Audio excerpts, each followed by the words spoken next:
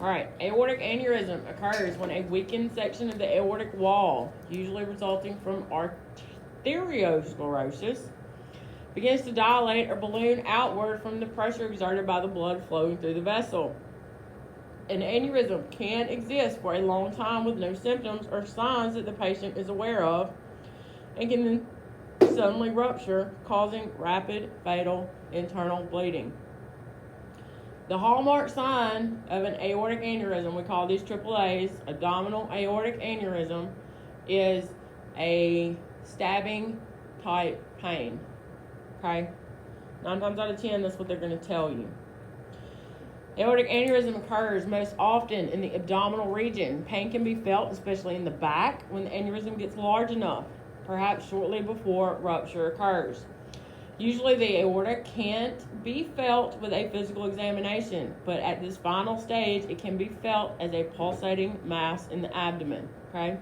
So when you're doing your assessment on somebody and you're feeling around the 4 quadrants of the abdomen, if you feel a pulsatile mass in there, stop. Do not press anymore, okay? Anywhere on that abdomen, and you better haul tail somewhere.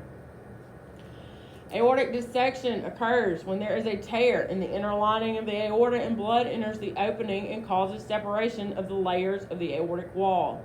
Aortic dissection occurs most often in the thorax. The pain is classically most severe when the dissection first occurs and is most described as a sharp pain, sometimes as a tearing or ripping. All right, those are your hallmark signs: tearing, ripping, sharp pain. Depending on the location of the dissection along the aorta, it can cause symptoms similar to a stroke or myocardial infarction and can lead to a myocardial infarction or other damage to the heart. If a pulsating mass is felt and aortic aneurysm is suspected, administer oxygen and transport the patient immediately, because only surgery can prevent or repair the rupture of an aneurysm. And I'm going to be honest with you, I don't think anywhere around here will touch a AAA.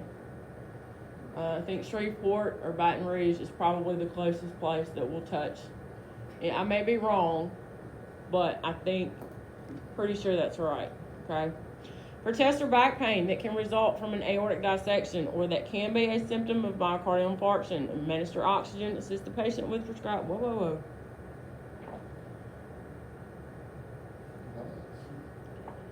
Holy crap, dude. I wish mine would do that. I'd probably feel like light as a feather. How bad does it cost? For chest or back pain that can result from an aortic dissection or that can be a symptom of a myocardial infarction, administer oxygen and assist the patient with prescribed nitroglycerin if the blood pressure is more than 90 and there are no signs of hypovolemia present. If you suspect an aortic dissection, do not give them aspirin, okay? Because the death rate for females who suffer heart attacks is higher than males. When the event occurs, you should have a higher index of suspicion for acute coronary syndrome when gathering history from the female patient. All right, it often occurs at older age than males with twice the likelihood of death, all right? Their classic findings: dull, substernal pain or discomfort, respiratory distress, nausea, vomiting, diaphoresis. It's usually all they complain about, okay? Some of the non-classical findings: a neck ache, pressure in the chest, pain in the back, breast, upper abdomen, tingling in the fingers, unexplained fatigue or weight gain, and insomnia. Well, apparently I've been having a heart attack for about the last 20 years because my sleep schedule is crazy, okay? Err on the side of the patient and provide emergency care for a potential myocardial infarction or acute coronary syndrome, despite a presentation of atypical signs of ischemia or infarction. Note that diabetics and the elderly are also high-risk groups that can present with atypical findings. Y'all just wait. Like, when I got out of EMT school, like, the first little pain, it was like, oh crap, I'm having the big one. And I still do that, like 20 years later. Like sometimes I'll hurt like right between my shoulder blades and I know it's just like stress or something. And And like if it hadn't gone away in the 20 minutes, I'm like checking my pulse. I'm like, what is going on? Like it is, yeah. So don't be a me. Be a me in other ways, but not that way. Don't be a crazy me. Oxygen was previously thought to be helpful to all patients in all situations. Based on the most current research, oxygen still has tremendous benefits. However, it is also clear that oxygen can be harmful and increase the amount of cell damage and death in certain situations. One of these conditions is actually acute coronary syndrome, in which a coronary artery is occluded and cuts off blood supply to a distal area of heart tissue. This area of tissue becomes ischemic from the lack of oxygenated blood. During this period, there is an inflammatory response and the release of damaging molecules made from oxygen, which are referred to as free radicals. The restoration of blood to an area of tissue that was ischemic from low blood flow or occlusion of a vessel is called reperfusion. The oxygen in the blood flowing to the reperfused tissue increases the production of oxygen-free radicals. These free radicals directly damage cell membranes and other cellular components and result in cell death. This is what we call a reperfusion injury. Okay? In managing the acute coronary syndrome patient, it is necessary to reverse any hypoxia. However, it is also extremely important while reversing the hypoxia not to deliver more oxygen than is needed to avoid creating unnecessary cell damage. Therefore, it is recommended that oxygen be provided only to acute coronary syndrome patients with an SpO2 less than 94, or if an SpO2 is unknown, or if the patient has shortness of breath, hypoxemia, or has obvious signs of heart failure. This happened to me last week. I went to my ER, my little Band-Aid station. We were transferring a lady out because she had an elevated troponin. That's one of the enzymes that will show up in your blood work if you've had a cardiac event, okay? We get there, and the nurse tells me, oh, she's going to need oxygen. I'm like, okay, maybe they already have her on oxygen. So I get in there, the woman's up, she's in the bathroom, I'm looking around, she don't have any oxygen. It's not hooked up in her room. She's like, well, I put her on the stretcher, the whole 9 yards, get her hooked up, and I take her pulse ox. I'm like, you short of breath? Are you hurting still? Like, what's going on? Why are you needing oxygen? I'm not really understanding. But she's had like 97, 98%. So I go out to the nurse's desk, and I'm like, why does she need oxygen? Oh, that's just something, everybody gets oxygen. I was like, no, not anymore. No, ma'am, it's not how this works. Anywho, the doctor had wrote for her to have oxygen. But however, I did not put her on oxygen because I'm a good EMT and know this stuff. All right. So heart failure can be categorized as left ventricular failure or right ventricular failure. The consequences of left or right ventricular failure can be understood by recalling the functions of the two sides of the heart. Cardiogenic shock can result from the combined pumping inadequacy of both ventricles or from either the left or the right side. Okay? If you have right-sided heart failure, where do you think the blood's going to pool? Where does the blood come into the heart from? Okay, it comes from the body. Where does it enter the heart? Okay, it comes from the inferior and superior vena cava. Then it goes to the right atrium. Through there, it goes through the tricuspid valve. From there, it goes to the right ventricle. Okay?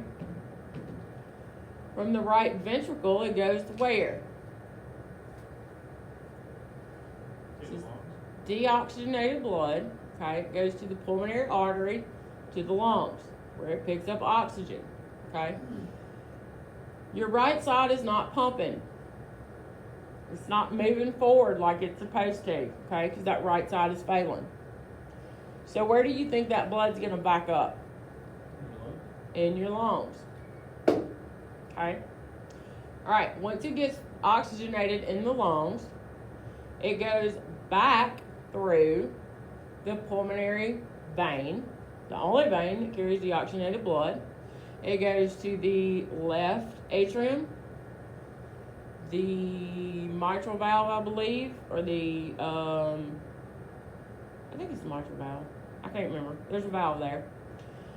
It goes to the left ventricle, then it goes out of the ventricle to the aorta, and then out to the body. Okay? You need to know this. I can guarantee you, you will have a pop quiz this week about this. Okay?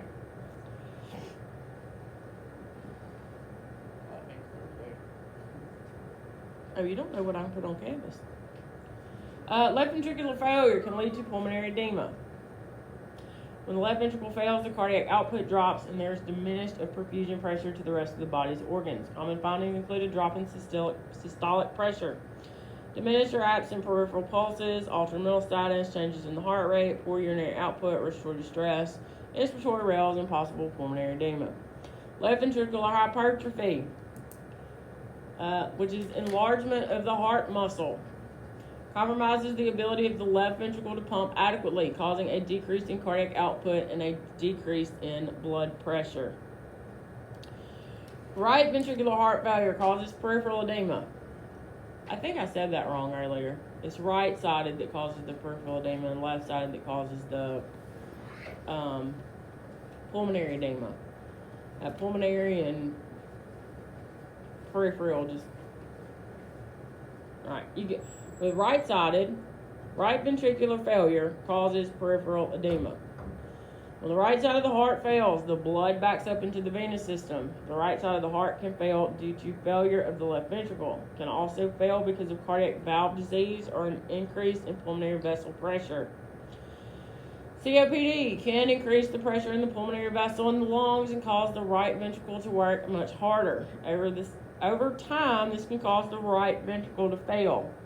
Signs include peripheral edema, jugular vein distension, and liver enlargement. Cardiogenic shock occurs when the heart can't pump effectively and cardiac output isn't maintained. This occurs when the left or right ventricle fails to pump out enough blood to meet the demands of the body. The most common cause for this is myocardial damage that occurs secondary to a heart attack. Less common reasons include sustained hypertension, valve damage, extremes in heart rate, and other cardiac muscle diseases. A patient in congestive heart failure with pulmonary edema can benefit from positive pressure ventilation, or CPAP. All right. Pure right-sided heart failure, your systolic blood pressure is low to normal. You have clear breath sounds. You have JVD and peripheral edema. Left-sided heart failure, your blood pressure is normal to high. You have inspiratory rails, no JVD or peripheral edema. The rails is from the blood being in your lungs. Okay? This is known as congestive heart failure, or CHF. It's a medical diagnosis that refers to the condition in which there is a buildup of fluid in the body resulting from pump failure of the heart. It represents the condition in which the left, the right, or both ventricles are failing to meet the body's needs. Some of the signs and symptoms of heart failure depend on the severity of the condition and whether it is an acute onset or a long-term problem. The signs and symptoms of heart failure include the following: marked or severe dyspnea, tachycardia, difficulty breathing when supine. This is also known as orthopnea. Okay? They can't breathe laying down. These are people, you're going to walk in their bedrooms and they're going to have 18 pillows sitting behind them in their bed so they can sit up. All right?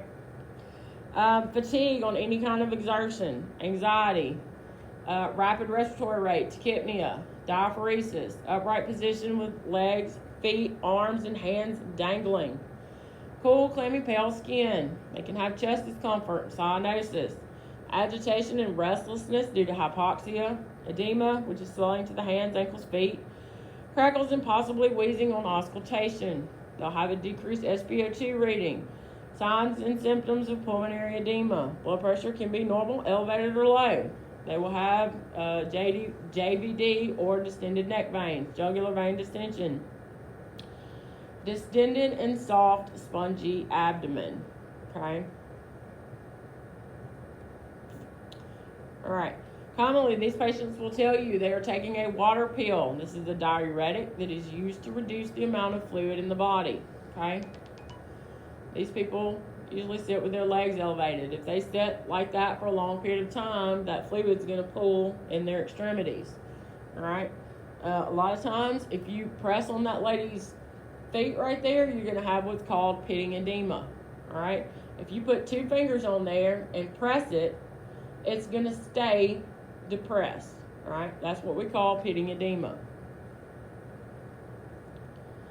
This is what JVD looks like.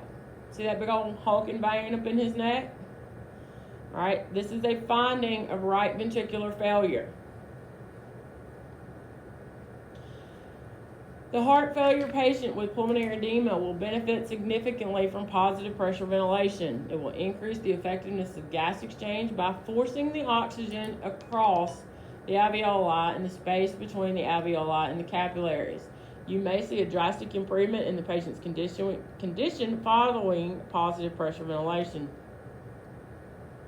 If they have an adequate respiratory rate and tidal volume, administer supplemental oxygen. If they are dyspneic, hypoxemic, or obvious signs of heart failure, have an SpO2 of less than 94, or the SpO2 is unknown, we want to give them oxygen. The patient experiences chest discomfort, has a prescription for nitroglycerin. Administer 1 tablet every 3 to 5 minutes to a total of 3 tablets. Nitroglycerin can be beneficial to the patient by reducing the pressure in the arteries of the body, making it easier for the left ventricle to pump the blood out. If pulmonary edema is present or the patient is in moderate to severe respiratory distress, consider the use of CPAP if they meet the indications. All right, they have to be alert. They have to be able to keep that mask on their face. You may have to talk them through it. Continuously assess the patient and be prepared for respiratory failure and cardiac arrest. Chronic hypertension is different from episodes of hypertension that frequently occur during acute emergencies, often because of anxiety and pain. This type of hypertension typically results from sympathetic nervous stimulation or nervous system discharge and the release of epinephrine and norepinephrine. Treating the hypertension in this situation is meaningless. All right, you must ascertain from the patient if they have chronic elevations in their blood pressure. You should evaluate the current blood pressure and compare it to their normal blood pressure. Okay, an elevated blood pressure is often a sign of a condition and not a condition itself. You have to identify the cause. Okay, used to. What is the drug we've talked about today that drops your blood pressure? Nitroglycerin. Okay?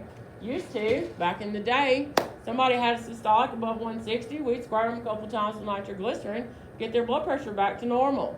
Okay? This is not a good thing. We have learned. All right? It can actually cause more damage in the long run.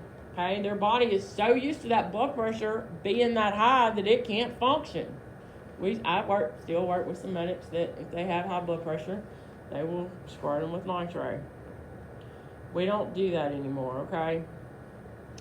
Cardiac arrest is the worst manifestation of cardiac compromise from an acute coronary event. It occurs when the heart, for any variety of reasons, isn't pumping effectively or at all, and no pulse can be felt. Although cardiac arrest is commonly caused by an acute coronary syndrome, it can also be caused by a ton of other conditions, all right?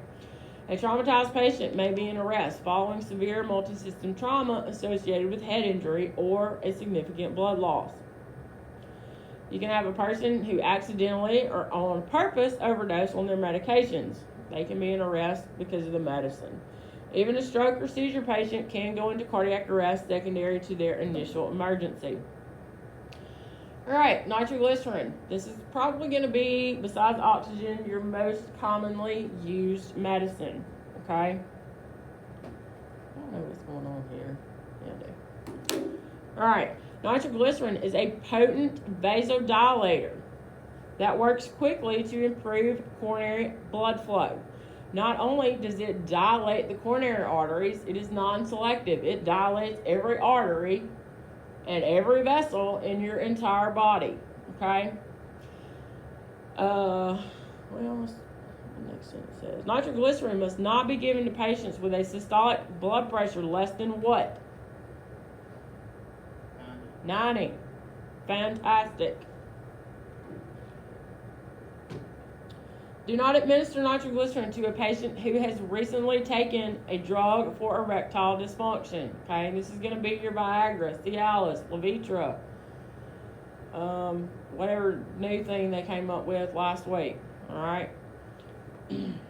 They have to, some places say 24 hours, some places say 48 hours. Okay, so before you give this medicine, you need to ask, have you taken any ED medicine?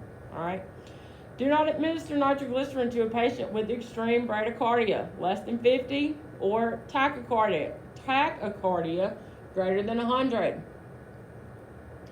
You can give up to 3 doses total. Okay? You can give 1 dose every 3 to 5 minutes for a total of 3 if the pain is not relieved. All right? And this is some of the stuff we're going to go over in lab, probably Thursday. You need to know the 5 rights of medication administration. It's the right patient, the right dose, the right route. You have the right time, the right medicine, and the right documentation. Technically, there's 5 in your book, but I believe there's like 7 now. All right? So you need to know at least 5 of those 6. All right?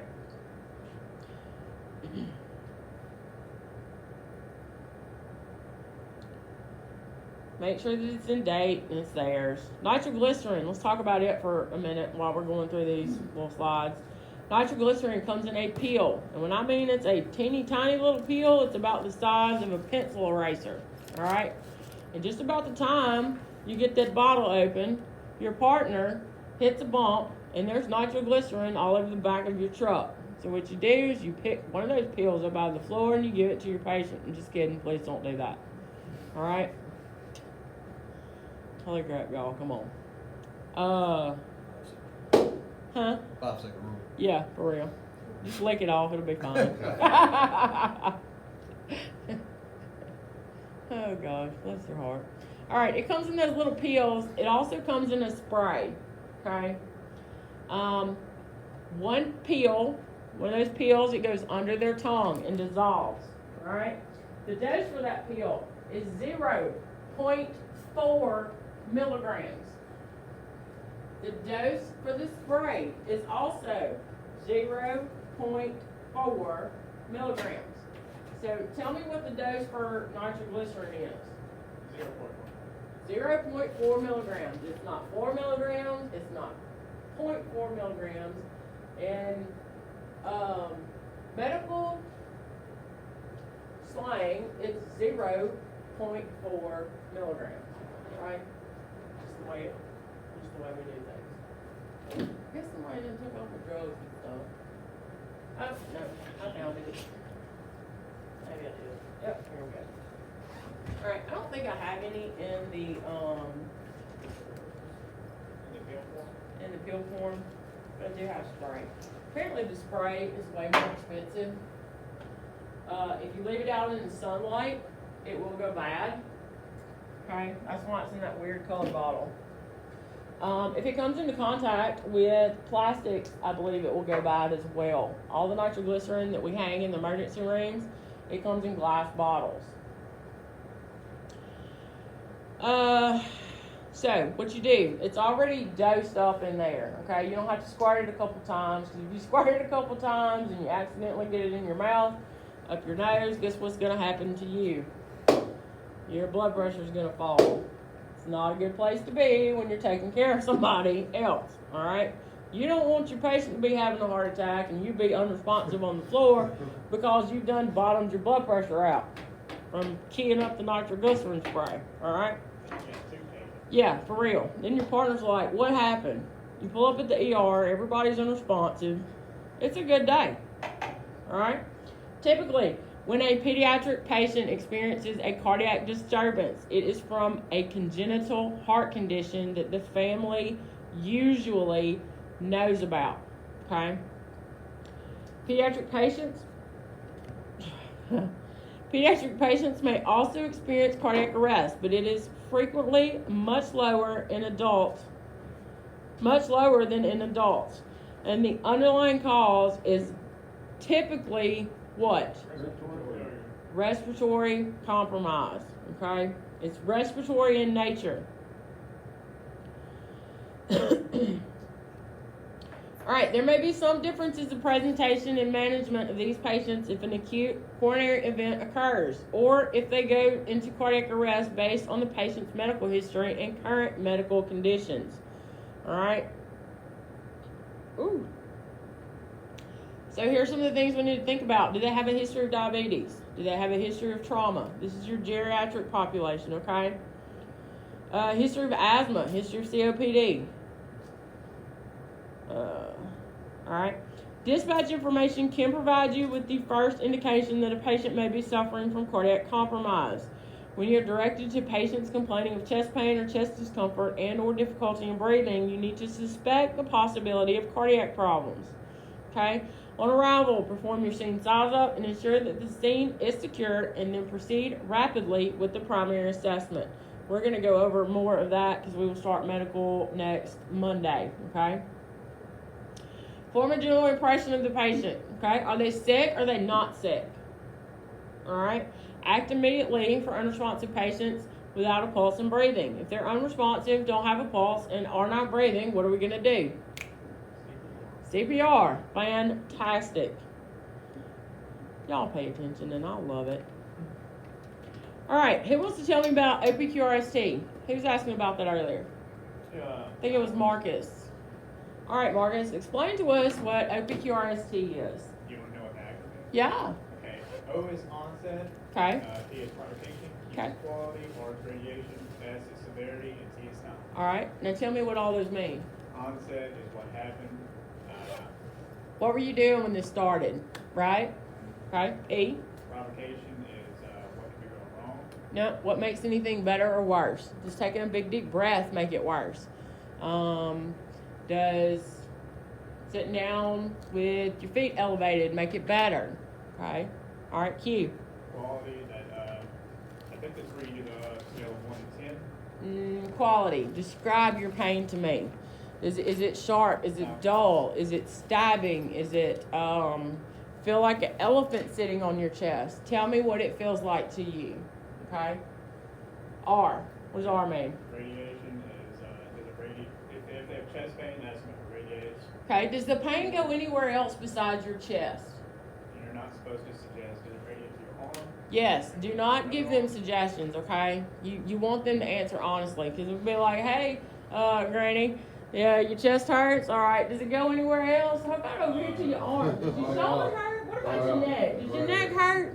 Granny's always gonna be like, yeah, it might be the author, but it's kind of work. It's different than what it was. Yeah. Especially in hot dogs. Oh, yeah, that too. And tell me about S. What is Severity, S? That's the scale of 1 to 10. That is the scale of 1 to 10. 1 being the least amount of pain, 10 being the worst pain you could ever imagine, like I cut your head off with a chainsaw. All right? And T. That's time when it started. Time. How long has this been going on? Okay? All of those things can help you. All right? It can help you get that person to the proper place. Okay? Fibrinolytic drugs carry many risks and are given only when the potential benefit outweighs the risk. Okay? There should be a fibrinolytic checklist in your book. It's like, have they had any surgeries in the past 3 months? Do they take Coumadin every day? Do they take stuff like that? Okay? Read over that and know what it is. Probably not something you're going to be doing every day. All right, treatment for cardiac compromise. Patients with angina lasting greater than 20 minutes. Recent onset of progressively worsening angina and nocturnal angina. All right, what is nocturnal angina? At night. Chest pain that wakes them up at night. Okay? These are also treated as cardiac compromise. Angina unrelieved by rest or 3 nitroglycerins over 10 minutes. Chest discomfort lasting longer than 5 to 10 minutes after rest. All right? So, some of the things that we're going to consider. All right? Atypical presentations, like my Birkin guy. All right? Not all symptoms have to be present for acute coronary syndrome to be present. They may not be short of breath. All right? They may have tingling in their fingers and that's it. all right? Or all they're complaining about is being short of breath. I just can't catch my breath, okay? You want to look at their pupils, their oral cavity, their neck. Their pupils can be sluggish or dilated, which suggests hypoxia and poor perfusion. They can have cyanotic mucous membranes that indicate hypoxia. And we need to check their neck for that JVD, for congestive heart failure, or even cardiac tamponade, okay? Their chest, we want to auscultate for abnormal breath sounds, especially crackles, which might indicate fluid in the alveoli from left ventricular heart failure. We want to look at their lower and upper extremities, assess for peripheral edema, which suggests heart failure, and peripheral cyanosis, usually indicating severe vessel disease. We need to look at the postural back, all right? This is called presacral edema to the lower back, is another indicator of heart failure, all right? Can everybody turn around and look at me? Where's your sacrum at? Down here, right? Oh, yeah. Yeah. All right. This is where they're going to be swollen. Maybe I got heart failure. You know? Holy crap. I got insomnia. I got a big ass. Heart failure. Heart failure. You might be a vampire. I might be. Oh, It's been dead this whole time. Yeah. I'm still here. holy crap. All right. Chest discomfort or pain that radiates to any of the following areas: the chest, neck, jaw, arm, back. You can also have epigastric pain, right? In the upper abdomen. Pain that can be described as indigestion. I guess that's why he was barking a lot. All right. Yeah, we've already talked about this. Yes, we have. All right. Chest pain, which can radiate. Sudden onset of sweating, okay? If it's 35 degrees outside and your patient is pouring sweat like he's running a 10-mile marathon, something ain't right, okay? If it's Louisiana and it's July, okay, and they're pouring sweat like it's Louisiana in July, you can kind of rule that out a little bit, okay? Always take in your other outside factors as well, okay? They will have cool, pale skin, signs of shock, okay? Difficulty breathing, lightheadedness or dizziness. Feeling of anxiety or irritability, increased respiratory rate and heart rate, okay? Indicates hypoxia or may be a response to the chest pain or discomfort. What was you going to say? That feeling of impending doom, I'm telling you. When somebody looks you in the eye and says, I'm fixing to die, you better take them for their word. All right? Nausea and vomiting, okay? They don't always have to vomit. It's good to know if they are so you can be ready for it. But a lot of times they're going to tell you, I feel nauseated. I almost feel like I would feel better if I could vomit. All right?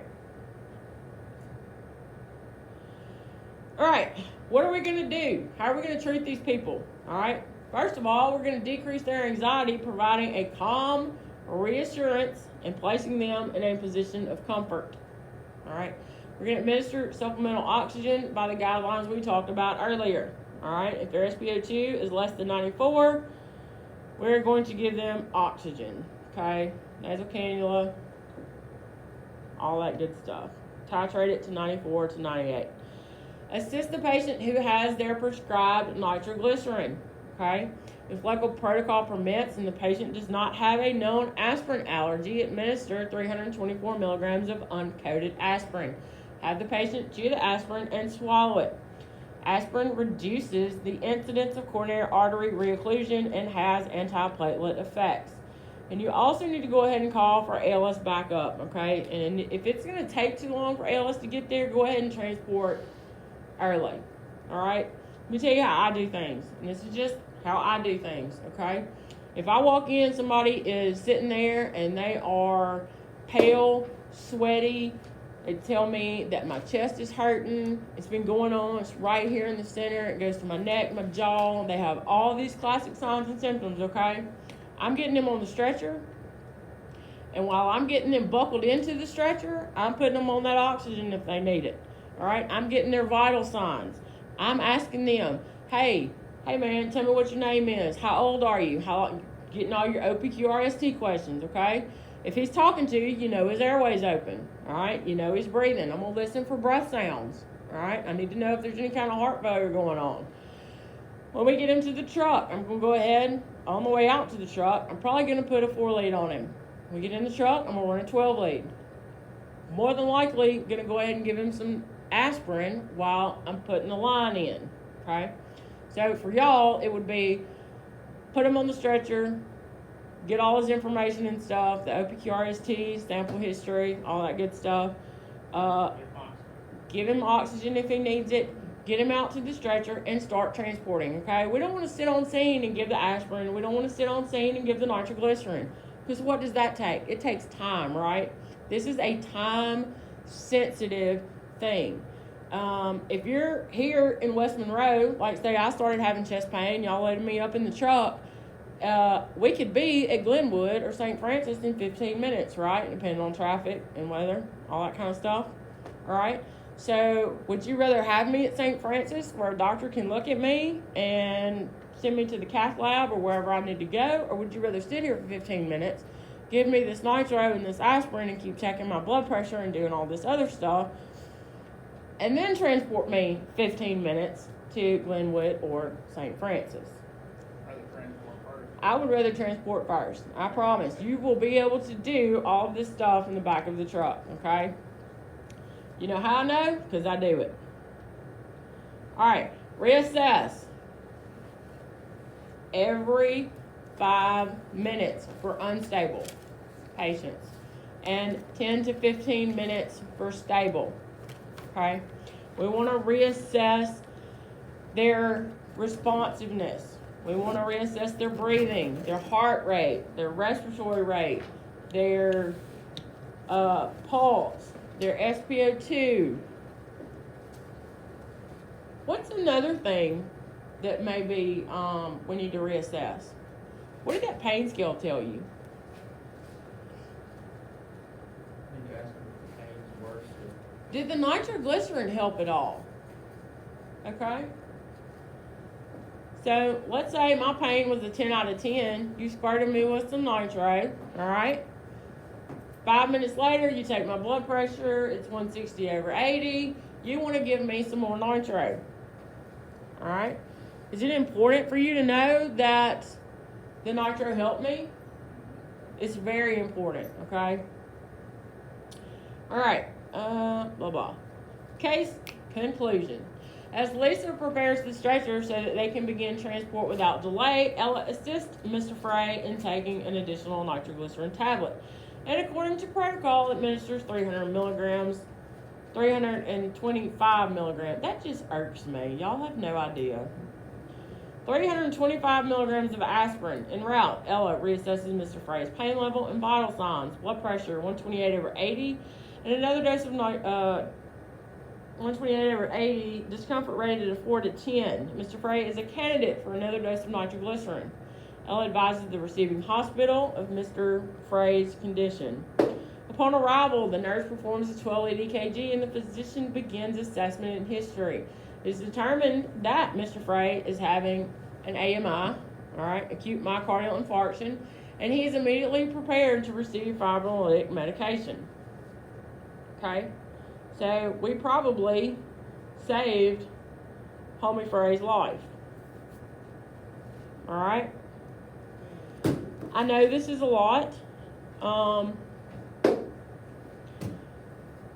Best thing I can tell you is dig in that book.